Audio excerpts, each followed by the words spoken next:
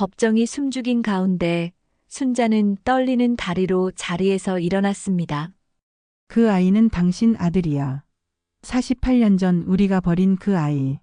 순자의 외침이 법정 전체를 울렸고 모든 시선이 그녀에게 쏠렸습니다. 준호의 얼굴에서 혈색이 사라졌고 믿을 수 없다는 표정이 역력했습니다. 무슨 말씀이십니까? 지금 제가 회장님의 아들이라고요? 준호의 목소리는 떨렸고 박 회장은 피고석에 주저앉았습니다. 순자는 법정 가운데로 걸어가 준호 앞에 무릎을 꿇었습니다. 미안해, 준호야. 엄마가 너를 지켜주지 못했어. 눈물이 멈추지 않았고 48년 동안 참아왔던 모든 것이 터져나왔습니다. 준호는 멍한 표정으로 어머니를 내려다보다가 말없이 법정을 빠져나갔습니다. 오늘 사연 시작하기 전에 구독과 좋아요 부탁드립니다. 서울 강남의 오래된 대기업 회장 저택입니다. 새벽 5시, 아직 어둠이 가시지 않은 시간이었죠. 김순자는 구부정한 허리를 펴지도 못한 채 마당을 쓸고 있었습니다. 72살의 나이에도 그녀의 하루는 여전히 새벽부터 시작되었어요. 낡은 앞치마에는 세제 자국이 여기저기 묻어 있었고 손등에는 세월의 흔적처럼 굳은 살이 단단하게 박혀 있었습니다. 40년 넘게 이 집의 살림을 도맡으며 살았지만 순자는 한 번도 주인집 식탁에 앉아본 적이 없었어요. 아니, 감히 앉을 생각조차 해본 적이 없었습니다. 빗자루를 들고 낙엽을 쓸어 담으면서 순자는 속으로 중얼거렸죠. 내 인생은 저택의 그림자였지. 햇빛이 비추는 곳이 아니라 늘 뒤편 어두운 곳에서만 살았던 사람. 그래도 밥 한 끼 굶기지 않고 아이들 키웠으니 그걸로 됐지. 더 바랄 게 뭐가 있겠어. 순자의 눈가에는 주름이 깊게 패여 있었고 그 주름 사이로 지난 세월의 고단함이 배어나왔습니다. 손자들은 이제 대학생이 되었고 아들 둘은 각자의 삶을 살고 있었어요. 그들에게 순자는 늘 자랑스러운 어머니였지만 순자 자신에게 순자는 그저 하루하루를 버티는 사람에 불과했죠. 마당 청소를 마치고 부엌으로 들어서니 벽시계가 새벽 5시 30분을 가리키고 있었습니다. 순자는 익숙한 손놀림으로 밥을 짓기 시작했어요. 쌀을 씻고 물을 맞추고 밥솥 뚜껑을 닫는 모든 동작이 자동으로 이루어졌습니다. 40년이면 강산도 4번 바뀐다는데 순자의 손은 이 집 부엌을 40년 넘게 지켜왔으니 이제는 눈을 감고도 모든 일을 할 수 있을 지경이었죠. 저택 안에서는 박 회장이 벌써 일어나 거실 소파에 앉아 있었습니다.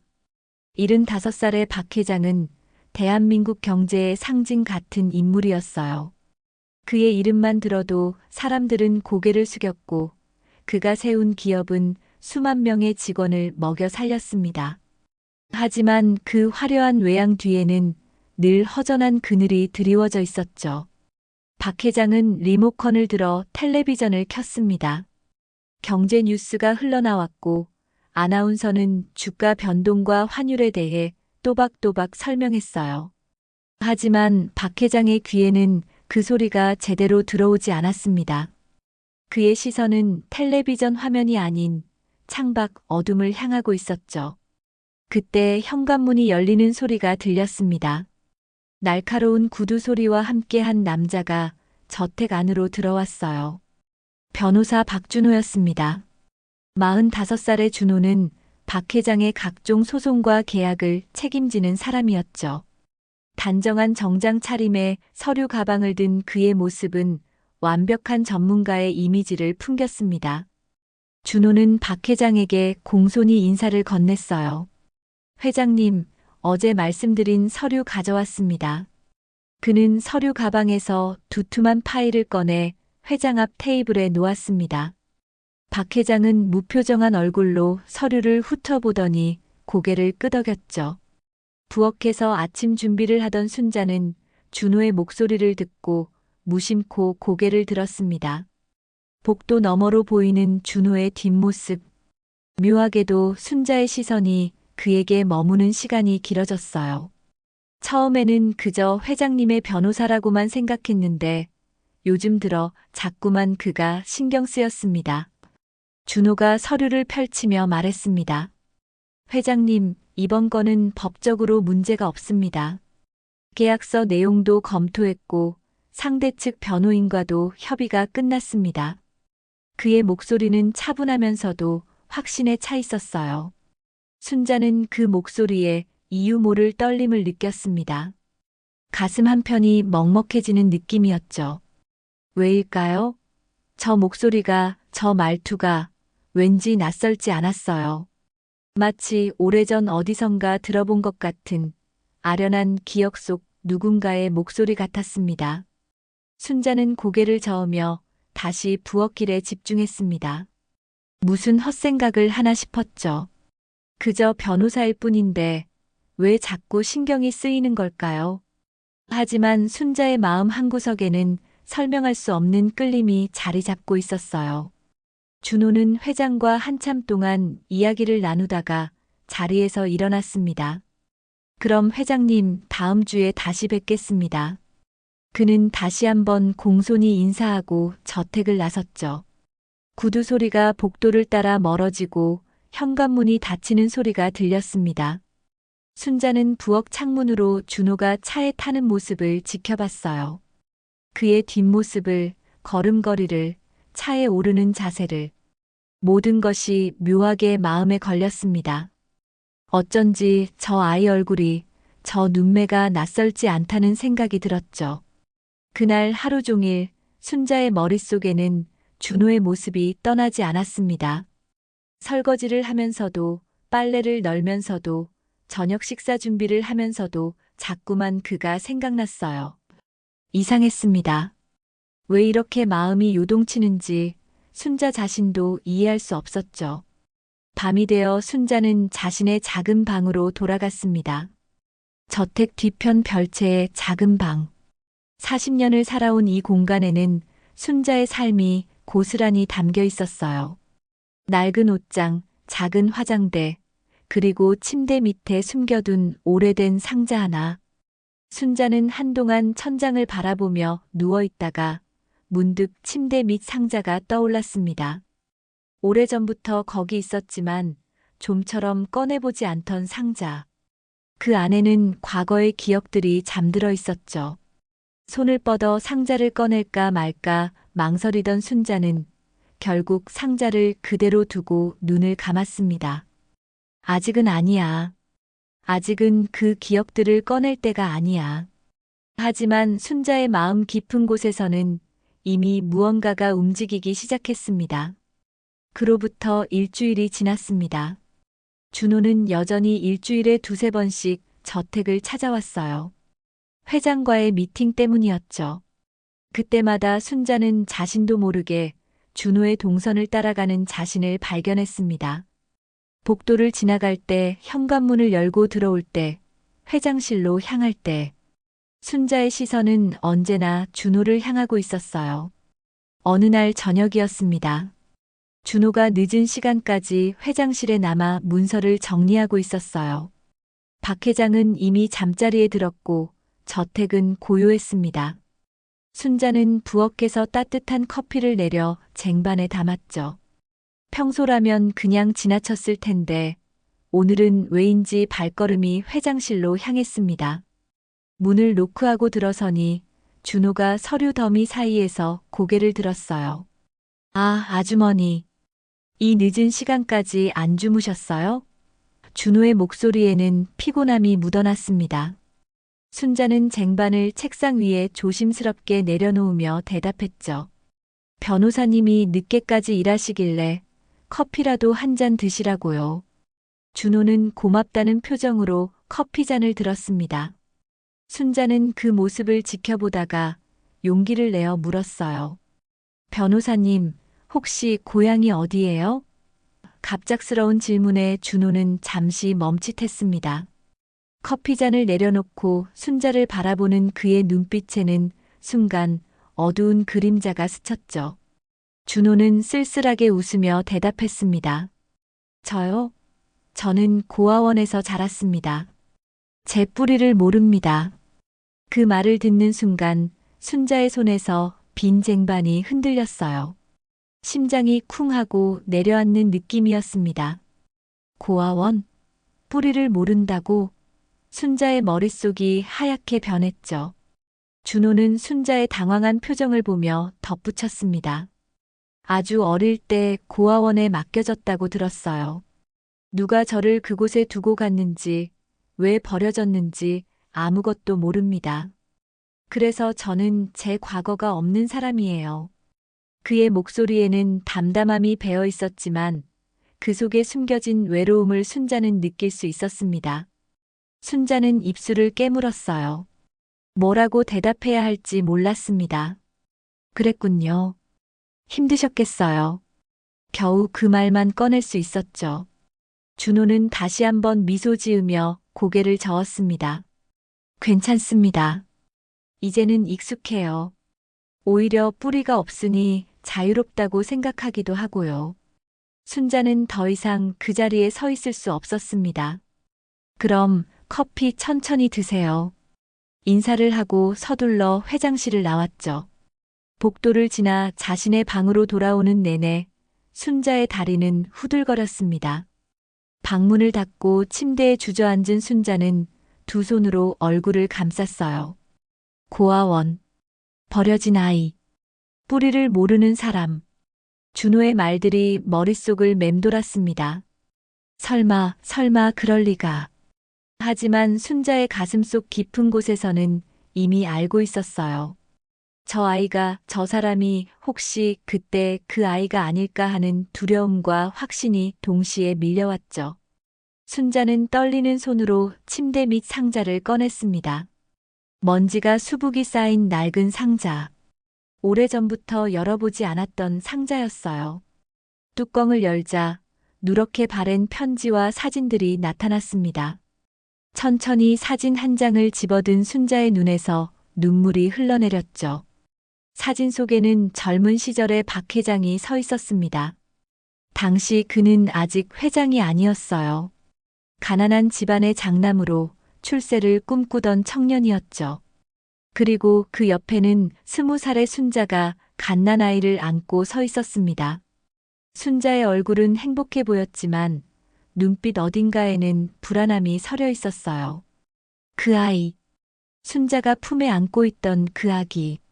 48년 전 순자와 박 회장 사이에서 태어난 아이였습니다. 당시 박 회장은 이미 다른 집안의 딸과 약혼한 상태였어요. 재벌가로 올라서기 위해서는 그 결혼이 반드시 필요했죠. 그래서 순자와의 관계는 숨겨야 했고 아이의 존재도 비밀이어야 했습니다.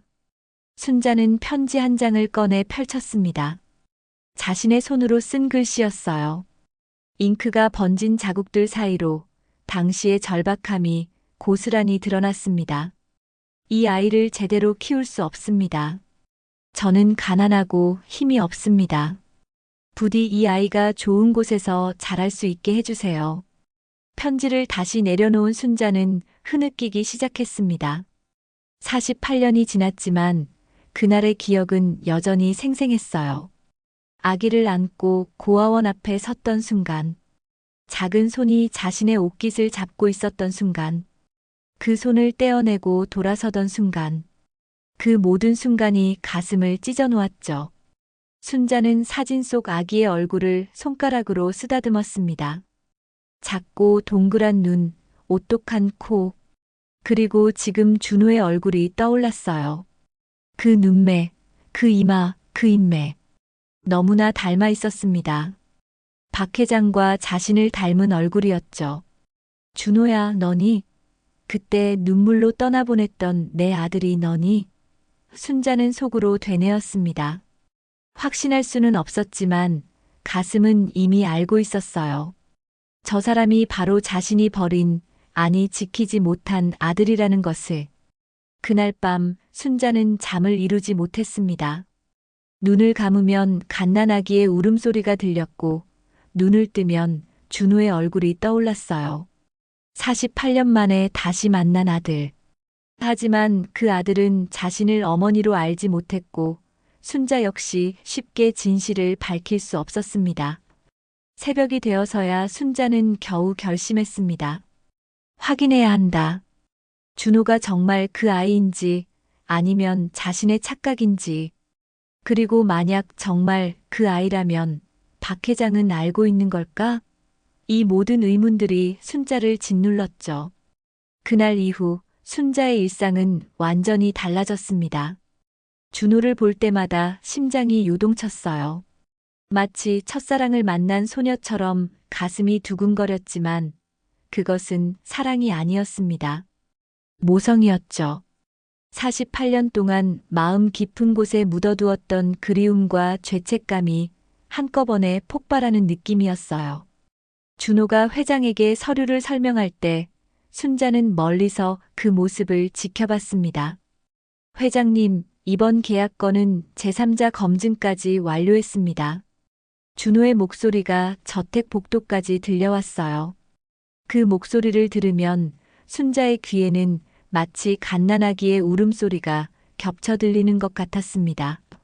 잃어버린 아이의 목소리가 어른이 되어 돌아온 것만 같았죠. 점심 준비를 하면서도 청소를 하면서도 순자의 머릿속은 온통 준호 생각뿐이었습니다. 저 아이가 고아원에서 어떻게 자랐을까? 외롭지는 않았을까? 배고프지는 않았을까? 누군가 따뜻하게 안아주기는 했을까? 생각할수록 가슴이 미어졌어요. 어느 날 오후였습니다. 순자가 회장실 앞 복도를 지나가는데 준호가 안에서 나오다가 순자와 마주쳤어요. 준호는 순자의 얼굴을 보더니 조심스럽게 물었습니다. 아주머니, 요즘 저를 이상하게 보시는 것 같아요. 혹시 제가 뭘 잘못했습니까? 순자는 화들짝 놀라며 고개를 저었습니다. 들켰구나. 자신이 너무 노골적으로 준호를 바라봤던 모양이에요. 아니에요. 그런 게 아니고. 순자는 당황해 시선을 돌렸죠. 하지만 입에서는 저도 모르게 말이 흘러나왔습니다. 그냥 아니 변호사님이 우리 집 큰아들 같아서요. 준호는 의아한 표정을 지었습니다. 아드님이요? 그분과 제가 닮았나요? 순자는 애써 웃으며 대답했어요. 나이도 비슷하고 말하는 것도 비슷해서. 그래서 자꾸 신경이 쓰이나 봐요. 거짓말이었습니다. 큰아들과 닮은 게 아니라 준호 자신이 바로 순자의 아들일지도 모른다는 생각 때문이었죠. 바로 그 순간이었습니다. 회장실 문이 열리더니 박 회장이 밖으로 나왔어요. 순자, 쓸데없는 소리 마라. 일이나 하게. 박 회장의 목소리는 차갑고 날카로웠습니다. 순자는 고개를 숙였죠. 예, 죄송합니다. 하지만 순자는 그 순간 박 회장의 얼굴을 똑똑히 봤습니다. 굳어있는 표정, 떨리는 눈빛, 창백해진 얼굴. 박 회장은 분명 무언가를 숨기고 있었어요. 아니, 어쩌면 알고 있는 것일지도 모릅니다. 준호가 누구인지, 이 아이가 어디서 왔는지, 준호는 어색한 분위기를 느꼈는지 재빨리 인사하고 저택을 나갔습니다. 복도에는 순자와 박 회장만 남았어요. 두 사람은 한동안 아무 말 없이 서 있었습니다. 공기가 무겁게 가라앉았죠. 박 회장이 먼저 입을 열었습니다. 순자, 변호사한테 쓸데없는 관심 갖지 마. 그냥 일 잘하는 직원일 뿐이야. 그리고는 다시 회장실로 들어가 문을 닫아버렸어요. 순자는 그 닫힌 문을 한참 동안 바라봤습니다. 쓸데없는 관심이라고, 그냥 직원일 뿐이라고. 순자의 의심은 확신으로 변해갔습니다. 박 회장은 알고 있구나. 이 아이가 누구인지. 준호가 바로 48년 전 우리 사이에서 태어난 그 아이라는 걸 알면서도 모른 척하고 있는 거야. 그날 밤 순자는 다시 상자를 꺼냈습니다. 이번에는 더 깊숙이 파고들었어요. 편지들 사이에서 오래된 출생증명서, 사본 한 장을 발견했습니다. 아기의 이름란에는 박준호라고 적혀 있었죠. 순자의 손이 바들바들 떨렸습니다. 준호. 그 이름은 박 회장이 지었던 이름이었어요. 준수하고 호방하게 자라라는 뜻이었죠. 당시 박 회장은 아이를 무척 사랑했습니다. 하지만 세상의 시선과 재산, 지위를 선택하면서 그 아이를 포기했어요. 순자도 마찬가지였습니다. 가난한 자신으로는 아이를 지킬 수 없다고 판단했죠. 증명서를 보면서 순자는 깨달았습니다. 준호는 분명 그 아이였어요. 이름도 같고 나이도 맞고 고아원 출신이라는 것도 일치했습니다. 우연이라고 하기엔 너무나 많은 것들이 맞아떨어졌죠. 순자는 출생증명서를 가슴에 꼭 안았습니다. 미안해, 준호야. 엄마가 너를 지키지 못해서 정말 미안해. 눈물이 멈추지 않았어요. 48년 동안 참아왔던 눈물이 한꺼번에 쏟아졌습니다. 다음 날 아침 순자는 결심했습니다. 박 회장을 직접 만나 물어봐야겠다고.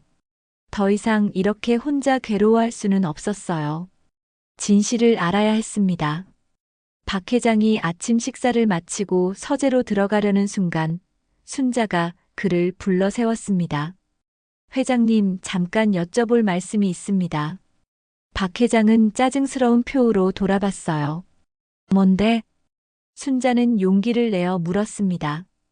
변호사 박준호, 그 사람이 혹시... 말을 잇지 못하고 머뭇거렸죠. 박 회장의 얼굴이 굳어졌습니다. 그 사람이 뭐? 그 사람이 혹시 우리 아이는 아닌가요? 순자는 떨리는 목소리로 물었습니다. 박 회장의 눈빛이 흔들렸어요.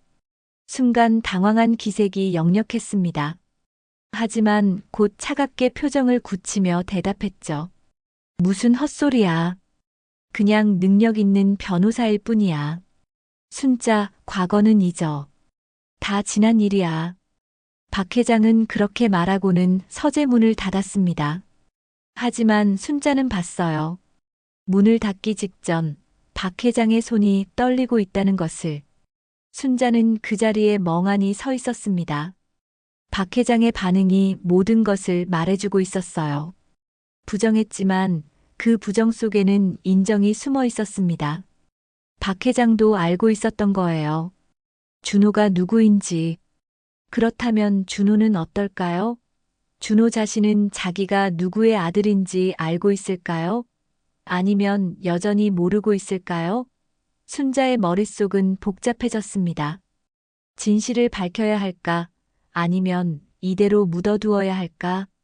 하지만 한 가지는 확실했습니다. 순자는 더 이상 침묵할 수 없었어요.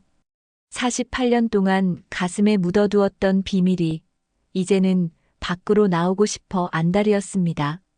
진실을 마주할 시간이 다가오고 있었죠. 박 회장과의 대화 이후 순자는 며칠 동안 마음을 추스르지 못했습니다. 밥을 해도 맛이 없었고 청소를 해도 손에 힘이 들어가지 않았어요. 머릿속은 온통 준호와 과거의 기억으로 가득했죠. 48년 전 그날의 기억이 자꾸만 되살아났습니다. 일주일쯤 지났을까요? 순자는 평소처럼 박 회장의 서재를 청소하고 있었습니다. 먼지를 닦고 책장을 정리하고 바닥을 쓸고 수십 년 동안 반복해온 일이었죠. 그런데 그날 책상 서랍을 정리하다가 순자의 손이 멈췄습니다. 서랍 깊숙한 곳에서 낯익은 봉투 하나가 나왔어요. 누렇게 바랜 봉투였습니다. 순자는 그 봉투를 보는 순간 숨이 멎는 것 같았죠. 손을 뻗어 조심스럽게 꺼내 들었습니다. 봉투 겉면에는 아무것도 적혀 있지 않았지만 순자는 알 수 있었어요. 이게 무엇인지. 떨리는 손으로 봉투를 열었습니다. 안에서 편지 한 장이 나왔어요. 편지를 펼치는 순간 순자의 눈에서 눈물이 흘러내렸습니다. 그것은 48년 전 자신이 울며 썼던 바로 그 편지였습니다. 회장님, 저는 이 아이를 키울 수 없습니다. 제 손으로는 못 지킵니다. 가난한 제가 이 아이에게 해줄 수 있는 건 아무것도 없습니다. 부탁드립니다. 이 아이가 좋은 곳에서, 따뜻한 곳에서 자랄 수 있게 해주세요. 제발 이 아이만큼은 행복하게 해주세요. 편지를 읽는 순자의 눈에서 눈물이 멈추지 않았습니다. 그때의 절박함이, 그때의 고통이 고스란히 되살아났어요. 20살의 순자는 아이를 포기하는 것 외에는 다른 선택지가 없었습니다. 박 회장은 이미 약혼자가 있었고 순자는 가난한 집안의 가정부에 불과했으니까요. 그런데 편지 아래에는 또 다른 메모가 있었습니다. 박 회장의 필체였어요. 순자는 그 메모를 읽고 온몸이 얼어붙었습니다. 이 아이는 내가 책임질 수 없다. 고아원으로 보내라. 순자의 손이 떨렸습니다. 편지를 꽉 쥔 손에 힘이 들어갔어요. 아니, 이게 무슨 말이야? 내가 부탁했던 건 좋은 곳에서 키워달라는 거였어. 고아원으로 보내라는 게 아니었는데. 순자는 당시 박 회장이 아이를 입양시켜 좋은 가정에 보내줄 거라고 믿었습니다. 그래서 마지막 희망을 걸고 아이를 맡겼던 거예요. 하지만 현실은 달랐습니다. 박 회장은 아이를 그냥 고아원으로 보냈던 거예요. 입양도 후원도 없이. 그저 자신의 과거를 지우기 위해 아이를 버렸던 겁니다. 순자의 가슴이 무너져 내렸죠. 내가 버린 게 아니라 당신이 그렇게 했던 거였어? 순자는 중얼거렸습니다. 48년 동안 자신을 괴롭혔던 죄책감, 아이를 버렸다는 자책감. 그런데 알고 보니 진짜 아이를 버린 건 박 회장이었던 거예요. 분노가 치밀어 올랐습니다. 동시에 억울함이 밀려왔어요. 순자는 48년 동안 혼자서 그 죄책감을 짊어지고 살아왔습니다. 밤마다 아이 꿈을 꾸며 울었고 아이의 생일마다 혼자 기도했어요. 그런데 정작 아이를 고아원에 버린 사람은 따로 있었던 겁니다. 순자는 편지를 가슴에 꼭 안고 주저앉았습니다. 서재 바닥에 털썩 앉아 소리 없이 울었어요. 48년 동안 참아왔던 분노와 슬픔이 한꺼번에 터져 나왔습니다. 왜 이렇게 잔인할 수 있어요? 왜 우리 아이를 그렇게 내버렸어요? 순자의 마음속에서 수천 가지 질문이 소용돌이쳤죠. 그날 밤이었습니다. 박 회장은 저녁 식사 후 술을 마셨어요. 요즘 들어 자주 술을 마시는 모습이 보였습니다. 무언가에 쫓기는 듯한 표정으로 술잔을 기울였죠. 순자는 박 회장이 거실에서 혼자 술을 마시는 모습을 복도에서 지켜봤습니다. 취기가 오른 박 회장의 얼굴은 붉게 상기되어 있었어요. 순자는 용기를 냈습니다. 지금이 아니면 평생 물어볼 수 없을 것 같았죠. 천천히 거실로 들어가 박 회장 앞에 섰습니다. 회장님. 순자의 목소리는 떨렸지만 단호했습니다. 박 회장은 흐릿한 눈으로 순자를 올려다봤어요. 왜? 무슨 일이야? 순자는 주머니에서 그 편지를 꺼냈습니다. 박 회장 앞에 내밀었죠. 이게 뭡니까? 박 회장은 편지를 보더니 얼굴이 하얗게 질렸습니다. 술이 확 깬 듯한 표정이었어요. 당신은 어떻게 그럴 수가 있어요? 순자의 목소리가 높아졌습니다. 내 아이를, 우리 아들을 그렇게 버리다니. 좋은 곳에 보내달라고 했잖아요. 고아원에 버리라고 한 적 없어요. 박 회장은 술잔을 내려놓고 고개를 돌렸습니다. 순자야, 그건. 말을 잇지 못하고 머뭇거렸죠. 순자는 계속 물었어요. 왜요? 왜 그렇게 했어요? 당신 아들인데 왜 그렇게 내버렸어요? 박 회장은 한참 동안 침묵했습니다. 그러다가 떨리는 목소리로 대답했어요. 나도 두려웠다. 그땐 가난했고 내 자리를 지켜야 했으니까. 그의 목소리에는 변명이 가득했습니다. 내가 그 집안 딸과 결혼하지 않으면 이 모든 게 무너질 거였어. 회사도 지위도 미래도 다. 그래서 선택해야 했어. 아이를 포기하거나 모든 걸 잃거나. 박 회장의 얼굴에는 괴로움이 서려 있었어요. 순자는 비웃듯 말했습니다. 그래서요? 그래서 아이를 버렸다고요? 당신 자식인데도요? 분노로 목소리가 떨렸습니다. 저는 48년 동안 그 죄책감을 안고 살았어요. 밤마다 아이 생각에 울었고 평생 용서받지 못할 죄를 지었다고 생각했어요. 그런데 알고 보니 진짜 아이를 버린 건 당신이었네요.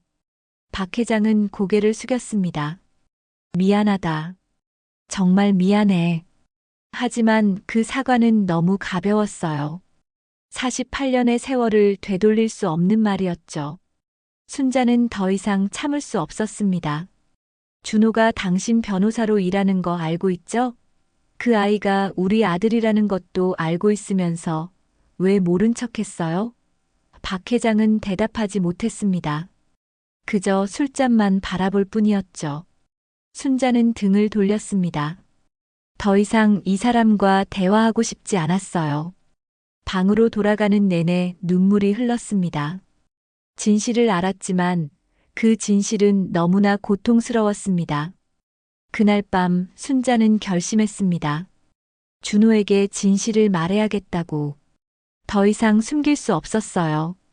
아이는 자신의 뿌리를 알 권리가 있었으니까요. 박 회장과의 대결 이후 순자는 준호에게 진실을 말할 기회를 노리고 있었습니다. 하지만 쉽지 않았어요.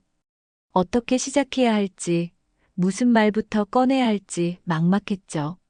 48년 동안 숨겨왔던 비밀을 어떻게 한마디로 설명할 수 있겠습니까? 그러던 어느 날 저택에 긴장감이 감돌기 시작했습니다. 박 회장이 검찰 조사를 받게 되었다는 소식이 들려왔어요. 불법 재산 은닉 혐의였습니다.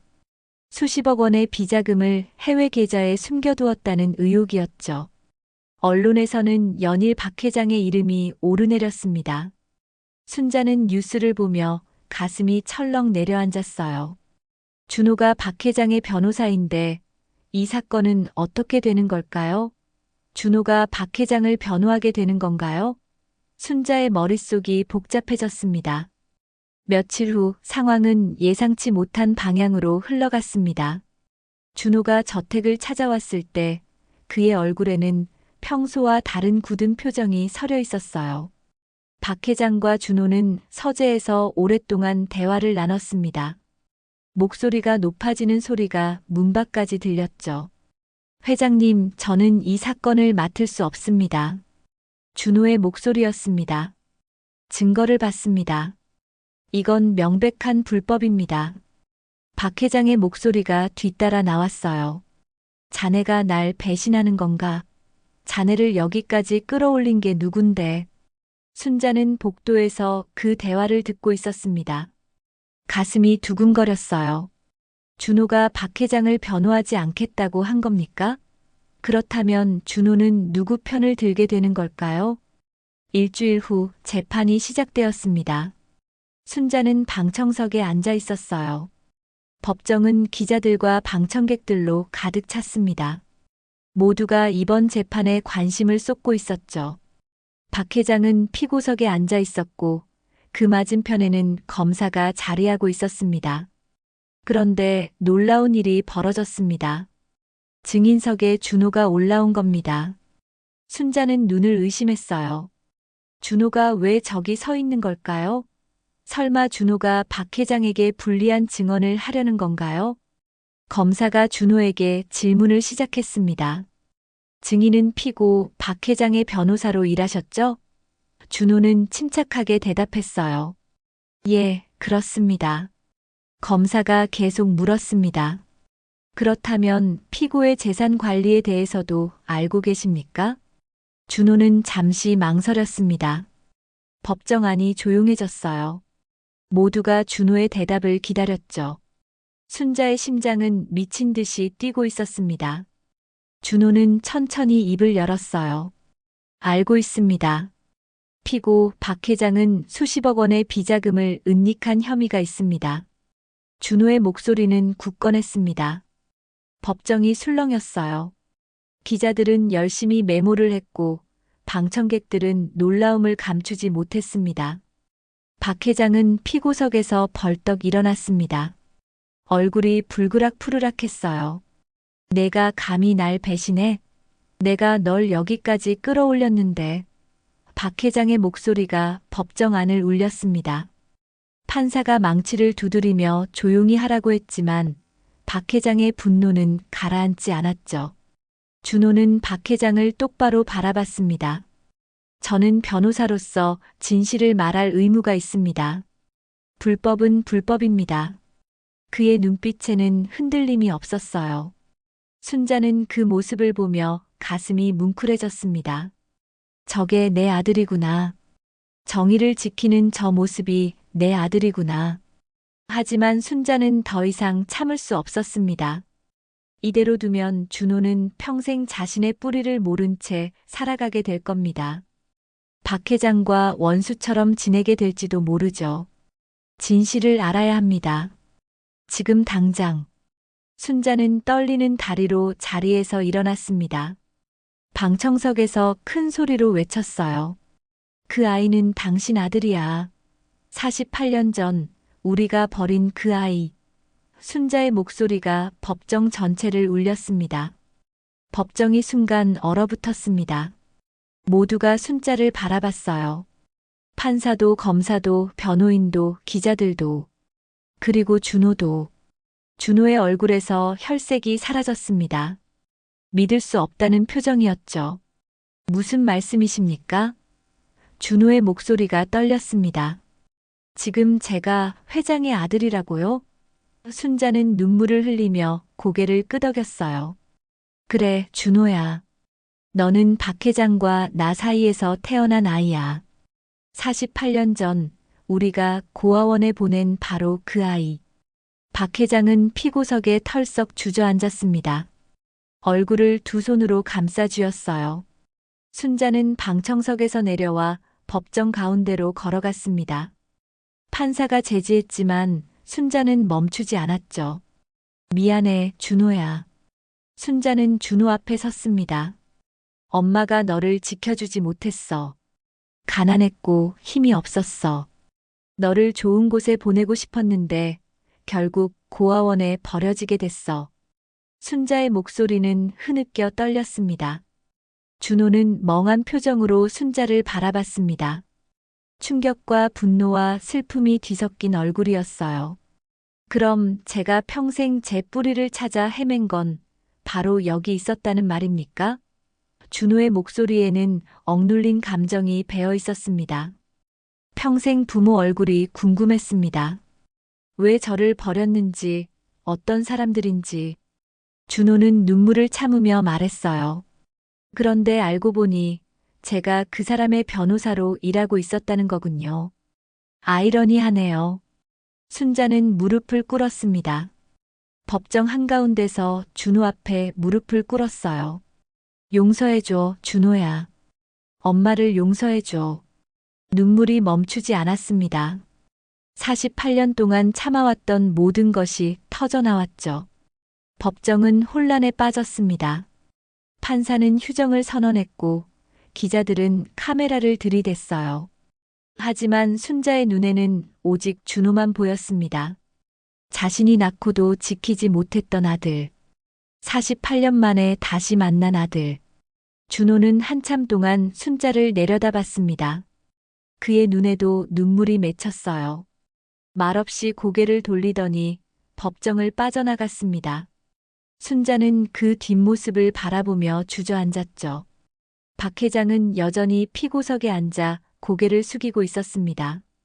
모든 것이 무너진 표정이었어요. 재산도 명예도 그리고 이제는 아들까지. 모든 것을 잃어버린 사람의 얼굴이었습니다. 법정에서의 폭로 이후 며칠 동안 순자는 준호를 찾을 수 없었습니다. 전화를 해도 받지 않았고 법무법인에 찾아가도 만날 수 없었어요. 준호는 모든 것을 피하고 있었습니다. 순자의 마음은 찢어지는 듯 했죠. 진실을 말했지만 그 진실이 오히려 아들을 더 멀리 밀어낸 것만 같았습니다. 저택의 분위기도 무거웠습니다. 박 회장은 재판 이후 서재에 틀어박혀 나오지 않았어요.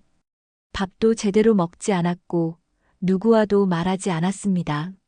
순자는 그를 보며 복잡한 감정이 들었죠. 미운 사람이지만 동시에 같은 고통을 겪고 있는 사람이기도 했으니까요. 일주일이 지난 어느 날 저녁이었습니다. 순자는 저택 마당을 쓸고 있었어요. 해가 지고 있었고 하늘은 붉게 물들어 있었습니다. 그때 현관문이 열리는 소리가 들렸죠. 순자는 고개를 들었습니다. 준호였습니다. 준호가 저택 안으로 들어오고 있었어요. 하지만 평소의 단정한 모습이 아니었습니다. 넥타이는 풀려 있었고 셔츠는 구겨져 있었으며 얼굴에는 수염이 자라 있었죠. 일주일 동안 제대로 씻지도 자지도 못한 것 같았습니다. 순자는 빗자루를 놓고 준호에게 다가갔습니다. 준호야. 조심스럽게 불렀어요. 준호는 순자를 보더니 멈춰 섰습니다. 두 사람은 한동안 말없이 서로를 바라봤죠. 저녁 노을이 두 사람을 붉게 물들이고 있었습니다. 이야기 좀 할 수 있을까요? 준호의 목소리는 지쳐 있었습니다. 순자는 고개를 끄덕였어요. 그래, 마당 벤치에 앉자. 두 사람은 마당 한쪽에 있는 낡은 나무 벤치에 나란히 앉았습니다. 침묵이 흘렀죠. 준호가 먼저 입을 열었습니다. 일주일 동안 생각했습니다. 제 인생이 무엇이었는지, 제가 누구인지. 그의 목소리는 떨리고 있었어요. 평생 궁금했습니다. 왜 저를 버렸는지, 어떤 사람들이 저를 낳았는지. 순자는 고개를 숙였습니다. 준호는 계속 말했어요. 고아원에서 자라면서 다른 아이들이 부모님 손을 잡고 가는 모습을 볼 때마다 가슴이 아팠습니다. 명절 때마다 혼자 남아있을 때마다 제 뿌리가 없다는 게 얼마나 외로운지 알았죠. 순자의 눈에서 눈물이 흘러내렸습니다. 준호의 말 한마디 한마디가 가슴을 찔렀어요.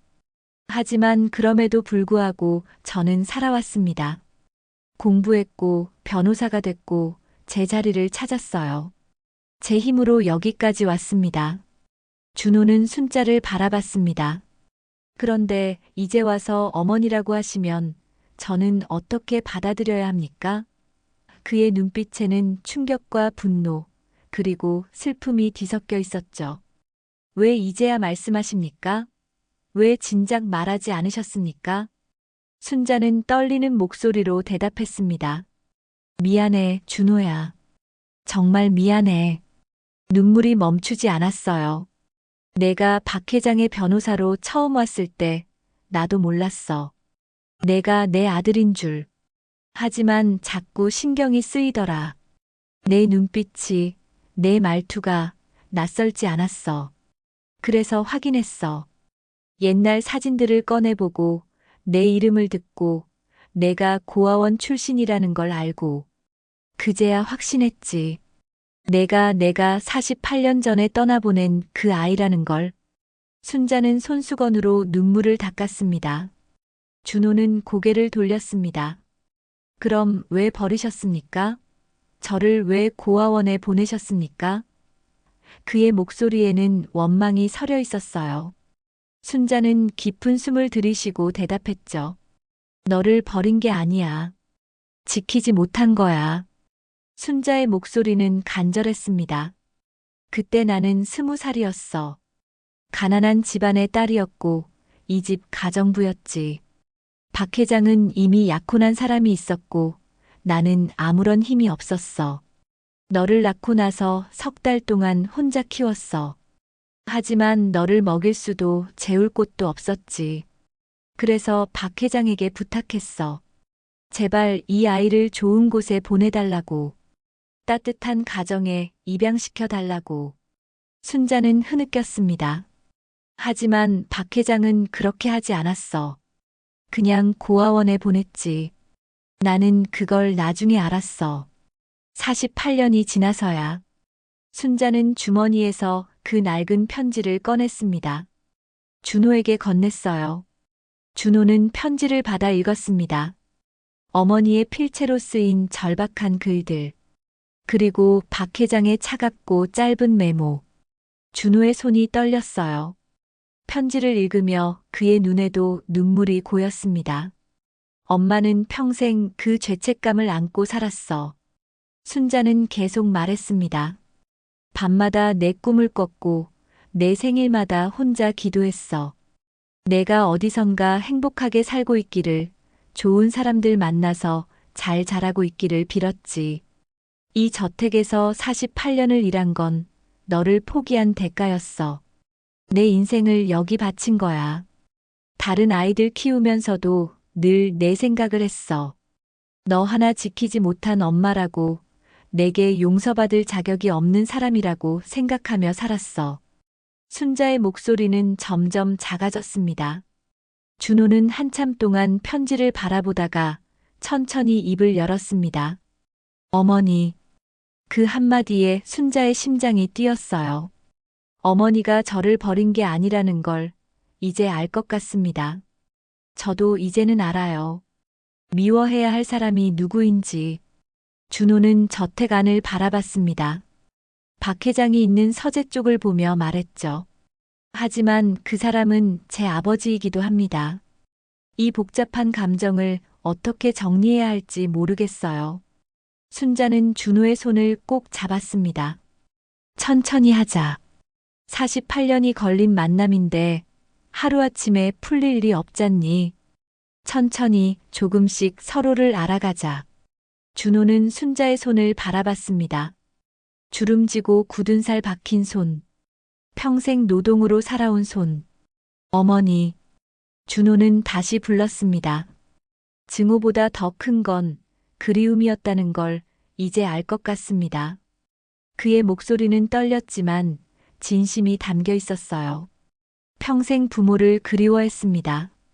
미워하고 싶었지만 그보다는 그리웠어요. 순자는 준호를 껴안았습니다.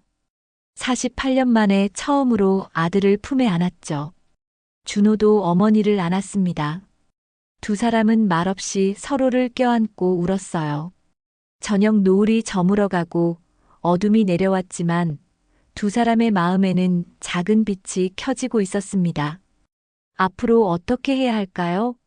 준호가 물었습니다. 순자는 대답했어요. 일단 재판을 끝내자. 그리고 천천히 생각하자. 우리에게는 이제 시간이 있으니까. 준호는 고개를 끄덕였습니다. 비로소 마음의 짐이 조금 내려놓아진 것 같았죠. 순자와의 대화 이후 준호는 마음을 정리했습니다. 혼란스러웠지만 이제는 분명해졌어요. 자신이 해야 할 일이 무엇인지. 변호사로서의 의무와 아들로서의 감정 사이에서 고민했지만 준호는 결국 진실을 택하기로 했습니다. 재판이 재개되는 날이 다가왔습니다. 언론의 관심은 더욱 뜨거워졌어요. 대기업 회장의 비자금 은닉 사건에 숨겨진 아들의 존재까지 드러났으니 모두가 이 재판의 결말을 궁금해했죠. 법정은 또다시 사람들로 가득 찼습니다. 순자는 이번에도 방청석에 앉아 있었습니다. 손에는 묵주를 쥐고 있었어요. 준호를 위해, 그리고 모든 사람을 위해 기도하고 있었죠. 박 회장은 피고석에 앉아 있었습니다. 일주일 사이에 더 늙어 보였어요. 머리는 더 휘어졌고 얼굴에는 깊은 주름이 패였습니다. 판사가 입장하고 재판이 시작되었습니다. 검사가 먼저 최종 진술을 했어요. 피고 박 회장은 수십억 원의 재산을 불법으로 은닉했으며 이는 명백한 범죄 행위입니다. 엄중한 처벌이 필요합니다. 검사의 목소리는 단호했습니다. 이어서 박 회장의 변호인이 변론을 시작했습니다. 하지만 그 변론은 힘이 없었어요. 증거가 명백했고 증인의 증언도 있었으니까요. 변호인조차도 이 재판의 결과를 예상하고 있는 듯 했습니다. 그때 판사가 물었습니다. 증인 박준호, 최종 증언을 하시겠습니까? 법정 안의 모든 시선이 준호에게 쏠렸어요. 순자의 심장도 빠르게 뛰었습니다. 준호는 천천히 증인석으로 걸어갔습니다. 준호는 선서를 하고 증인석에 섰습니다. 잠시 숨을 고르더니 또박또박 말하기 시작했어요. 저는 이 자리에서 말씀드립니다. 저는 피고 박 회장의 숨겨진 아들입니다. 법정이 다시 한번 술렁였습니다. 48년 전 저는 고아원에 버려졌고 제 뿌리를 모른 채 살아왔습니다. 그리고 운명의 장난처럼 저는 제 친아버지의 변호사가 되었죠. 준호의 목소리에는 떨림이 있었지만 말은 분명했습니다. 하지만 오늘 이 자리에서 저는 변호사로서 말합니다. 준호는 박 회장을 똑바로 바라봤어요.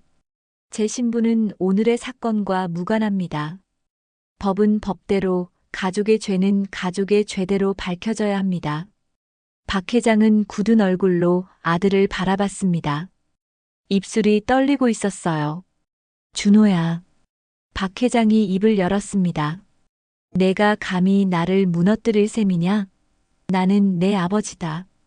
준호는 흔들리지 않았습니다. 아버지라는 말씀을 하시는군요. 48년 동안 한 번도 아버지 노릇하지 않으셨으면서 그의 목소리에는 차분한 분노가 담겨 있었어요.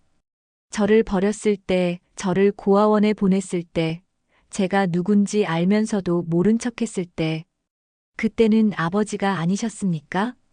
준호의 말에 박 회장은 대답하지 못했습니다. 고개를 떨구었을 뿐이었죠. 준호는 계속 말했습니다. 저는 법을 배웠습니다. 정의가 무엇인지 배웠어요.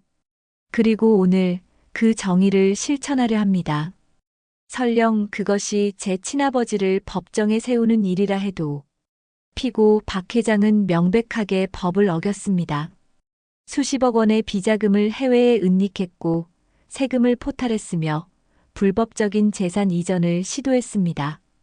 이 모든 것이 증거로 남아 있습니다. 준호는 서류 뭉치를 들어 올렸습니다. 박 회장의 얼굴이 창백해졌습니다. 준호야, 제발. 박 회장의 목소리가 떨렸어요. 나를 용서해다오. 아버지를 용서해줘. 하지만 준호는 고개를 저었습니다. 용서는 나중의 문제입니다. 지금은 법이 판단할 차례입니다. 준호의 눈빛은 단호했어요. 아버지라면 이제라도 당당하게 죄를 인정하시고 벌을 받으십시오.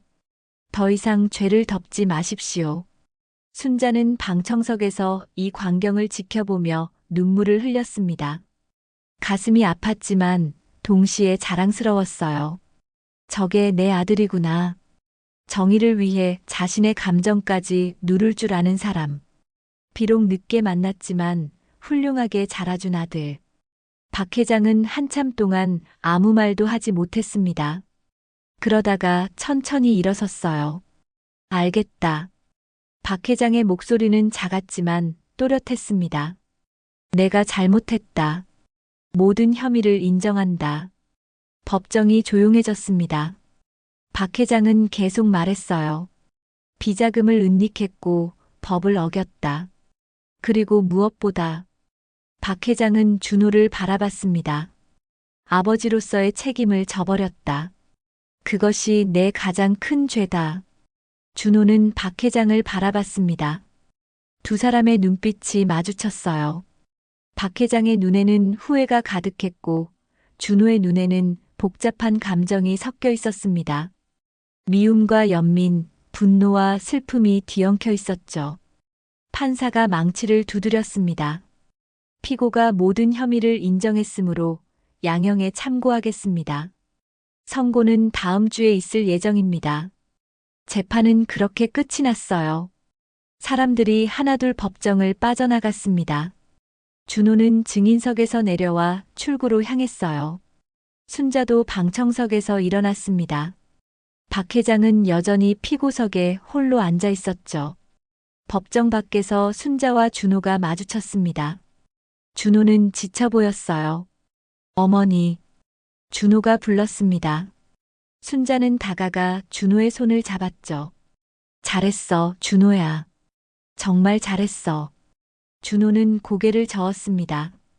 잘한 건지 모르겠어요. 그래도 이게 옳은 일이라고 믿고 싶습니다. 순자는 준호의 어깨를 토닥였어요. 옳은 일이야. 내가 한 일은 분명 옳은 일이야. 이제 어떻게 되는 거죠? 준호가 물었습니다. 순자는 깊은 한숨을 쉬었어요. 선고를 받겠지. 그리고 박 회장은 벌을 받을 거야. 당연한 일이지. 준호는 고개를 끄덕였습니다. 법정 안에서는 박 회장이 여전히 홀로 앉아 있었습니다. 모든 것을 잃은 사람의 뒷모습이었어요. 화려했던 저택도, 막강한 권력도, 그리고 이제는 아들까지. 모든 것이 무너진 사람. 하지만 준호는 뒤를 돌아보지 않았습니다. 어머니 가요. 순자와 함께 법원을 나섰어요. 바깥은 해가 뉘엿뉘엿 지고 있었습니다. 긴 하루가 끝나가고 있었죠. 순자는 준호의 손을 꼭 잡았습니다. 이제는 시작이야, 준호야. 우리의 진짜 시작. 준호는 순자를 바라보며 희미하게 웃었어요. 네, 어머니. 이제부터 시작입니다. 두 사람은 나란히 걸어갔습니다. 48년 만의 재회, 그리고 새로운 시작. 앞으로 가야 할 길은 멀고 험하겠지만, 이제 두 사람은 혼자가 아니었습니다. 선고일이 왔습니다. 법정에는 또다시 많은 사람들이 모였어요. 순자와 준호도 나란히 방청석에 앉아 있었습니다. 박 회장은 피고석에 앉아 있었죠. 일주일 사이에 더욱 초췌해진 모습이었습니다. 판사가 판결문을 읽기 시작했습니다. 피고 박 회장은 대규모 비자금 은닉 및 조세 포탈 혐의로 징역 5년을 선고한다. 법정이 술렁였어요. 박 회장은 눈을 감았습니다. 화려한 삶의 끝이었습니다. 재판이 끝나고 박 회장은 법정을 나서며 준호와 순자를 바라봤습니다. 세 사람의 시선이 공중에서 마주쳤어요. 박 회장의 입술이 떨렸습니다. 미안하다. 너희 둘에게 정말 미안하다. 그것이 박 회장이 할 수 있는 전부였습니다. 준호는 잠시 망설이다가 천천히 고개를 숙였습니다. 용서는 아니었지만 인정이었죠. 박 회장은 법정 직원들에게 이끌려 복도로 사라졌어요. 화려했던 저택의 주인은 이제 죄수가 되어 떠나갔습니다. 순자는 그 뒷모습을 바라보며 깊은 한숨을 쉬었습니다. 끝났구나. 준호가 순자의 어깨에 손을 얹었어요. 네, 어머니. 이제 정말 끝났습니다. 두 사람은 법원을 나섰습니다. 밖은 맑은 날씨였습니다. 한 달이 흘렀습니다. 순자는 저택을 떠나 작은 집으로 이사했어요. 48년을 살았던 곳을 떠나는 건 쉽지 않았지만 순자의 발걸음은 가벼웠습니다. 준호가 짐을 날라주며 함께 했으니까요. 어머니, 여기 괜찮으세요? 준호가 물었습니다.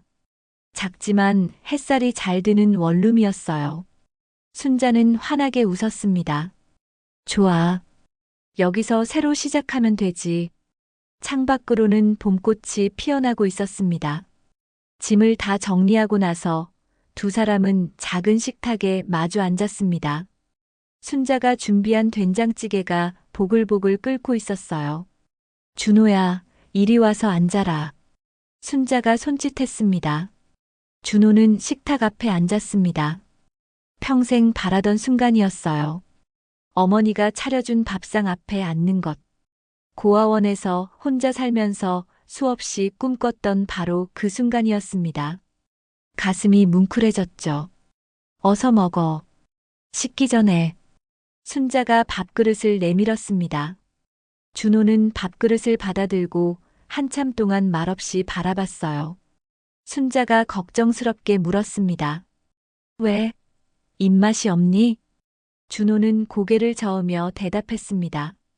아니에요. 그냥 목이 메어 말을 잇지 못했어요. 평생 이런 밥상을 받아본 적이 없어서요. 누군가 저를 위해 밥을 차려준다는 게 눈가가 붉어졌습니다.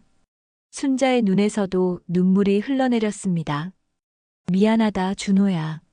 진작 이렇게 해줬어야 하는데. 준호는 어머니의 손을 잡았어요. 이제라도 이렇게 함께할 수 있어서 감사합니다. 두 사람은 마주보며 울었습니다. 그러다가 함께 웃었어요. 자, 이제 진짜 먹자. 울기만 하면 밥이 식겠다. 순자가 눈물을 닦으며 말했습니다. 준호도 웃으며 숟가락을 들었죠. 첫 숟가락을 뜬 순간 준호는 눈을 감았습니다.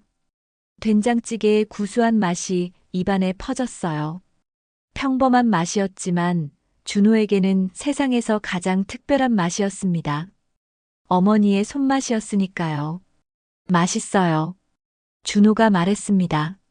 순자는 흐뭇하게 웃었어요. 그래, 다행이다. 다음에는 내가 좋아하는 음식을 만들어줄게. 준호는 고개를 끄덕였습니다. 어머니, 저도 자주 올게요. 그리고 가끔은 제가 밥을 해올게요. 내가? 순자가 놀라며 물었습니다. 요리할 줄 알아? 준호는 쑥스럽게 웃었어요. 잘하지는 못하지만 혼자 살다 보니 기본은 합니다. 어머니께 배우고 싶어요. 순자는 준호의 손을 꼭 잡았습니다. 그래. 천천히 가르쳐 줄게. 우리 이제 시간 많잖니? 그 말에 준호도 어머니의 손을 맞잡았어요. 네, 어머니. 이제는 시간이 있어요. 밥을 다 먹고 나서 두 사람은 함께 설거지를 했습니다. 순자가 씻으면 준호가 닦았어요. 평범한 일상이었지만 두 사람에게는 기적 같은 순간이었습니다. 48년 만에 함께하는 시간이었으니까요. 준호야. 순자가 불렀습니다.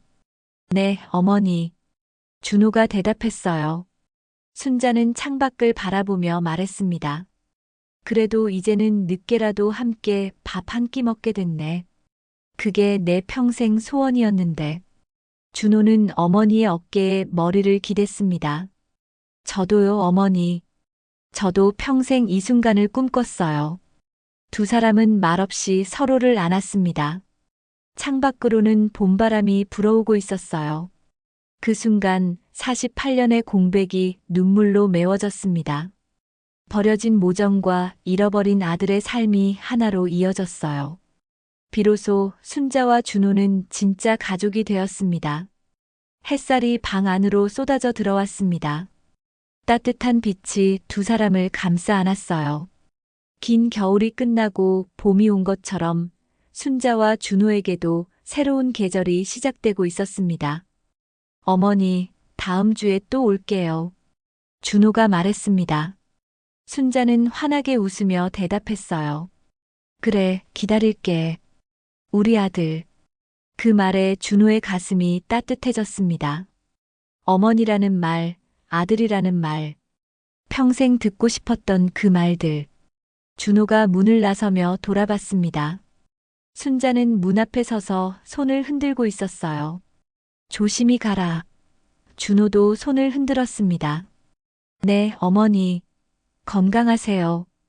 계단을 내려가는 준호의 발걸음은 가벼웠습니다. 가슴 한편이 따뜻했어요.